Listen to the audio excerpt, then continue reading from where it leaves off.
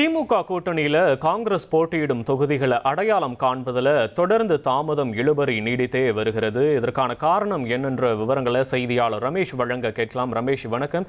எதனால இந்த இழுபறி? என்ன தொகுதிகளை காங்கிரஸ் முன்வைக்கிறாங்க? வேற ஏதாவது கூட்டணி கட்சிகள் அதே தொகுதிகளை கேட்டு முன்வைக்கிறாங்களா? இந்த தாமதம் தொடர்பான விவரங்களை பதிவு பண்ணலாம் ரமேஷ். திமுக கூட்டணியில் தேசிய கட்சியான காங்கிரஸ் கட்சிக்கு 28 தொகுதிகள் ஒதுக்கப்பட்டிருந்தது நம்ம எல்லாருக்குமே தெரியும். ஆனால் அந்த 28 தொகுதிகள் எந்தெந்த தொகுதி அப்படின்னு அடையாளம் காண்றதுல தொடர் தாமதம் நீடிப்பதை பார்க்க முடிகிறது. இன்று மாலை திமுக தலைமை கூட்டணி கட்சிகளுக்கு தொகுதிகளை ஒதுக்கி முக்கியமான அறிவிப்பை வெளியிடுறதுக்கு திட்டமிட்டிருக்காங்க. எனவே இன்று மாலை 6 மணிக்குள்ள கூட்டணி கட்சிகளுக்கு தொகுதிகளை அடையாளம் காணக்கூடிய பணி அப்படிங்கிறது அண்ணா அறிவாலயத்தில் நடைபெற்று வருகிறது.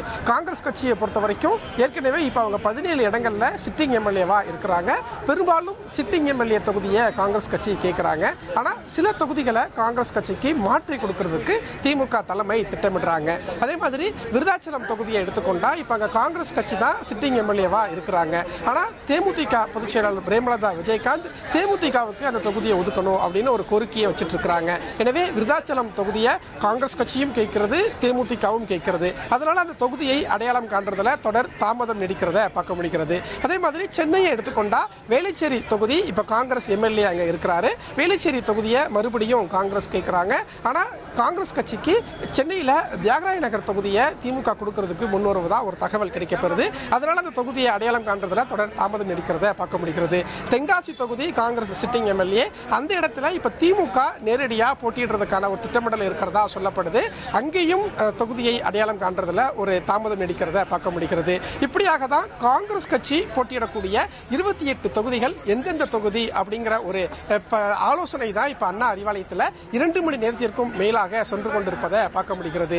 சென்னையில ஒரு தொகுதி வாங்கிவிட வேண்டும் அப்படின்னு காங்கிரஸ் மிக உறுதியா இருக்கிறாங்க. அதே மாதிரி தேமுதிகவும் சென்னையில ஒரு தொகுதி வாங்கணும் அப்படின்னு உறுதியா இருக்கிறாங்க. இப்படிதான் அந்த தொகுதி பேச்சுவார்த்தை அப்படிங்கிறது நடைபெற்று இருக்கிறது. திமுக கூட்டணியில இப்ப வரைக்கும் காங்கிரஸ், அதே மாதிரி மார்க்சிஸ்ட் கம்யூனிஸ்ட் கட்சி, விடுதலை சிறுத்தைகள் கட்சி, இந்த 3 கட்சிகளுக்கும் தான் தொகுதியை அடையாளம் காண்றதுல தொடர் தாமதம் நீடிக்கிறதா பார்க்க முடிகிறது. அண்ணா அறிவாலயத்தில் தொடர்ந்து பேச்சுவார்த்தை நடந்துகிட்டு இருக்கு. காங்கிரஸ் குழு அண்ணா அறிவாலயத்தில் தான் இருக்கிறாங்க. இன்னும் சற்று நேரத்தில் விடுதலை சிறுத்தைகள் கட்சி, தேமுதிக, மார்க்சிஸ்ட் கம்யூனிஸ்ட் கட்சியினுடைய குழுவினரும் அண்ணா அறிவாலயம் வர இருக்கிறாங்க.